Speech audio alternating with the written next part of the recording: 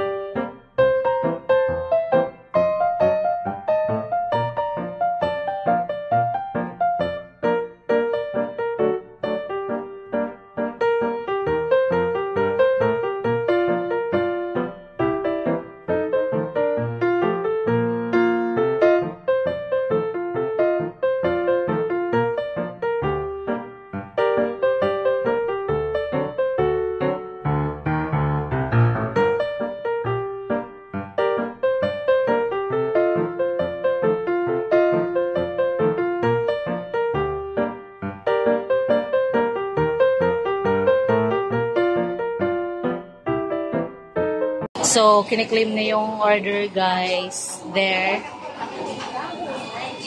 So, hindi pa siya nagbabuzz. Yung, buzzer.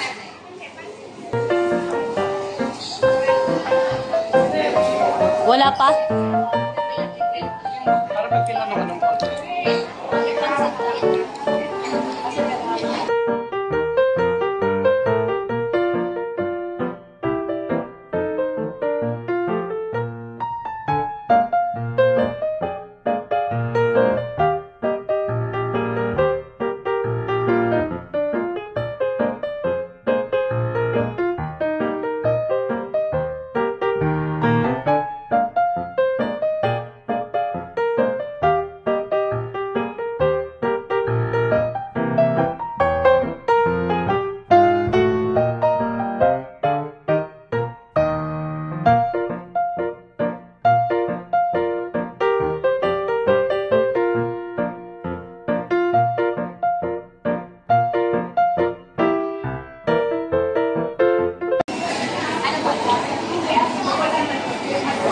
Ganun.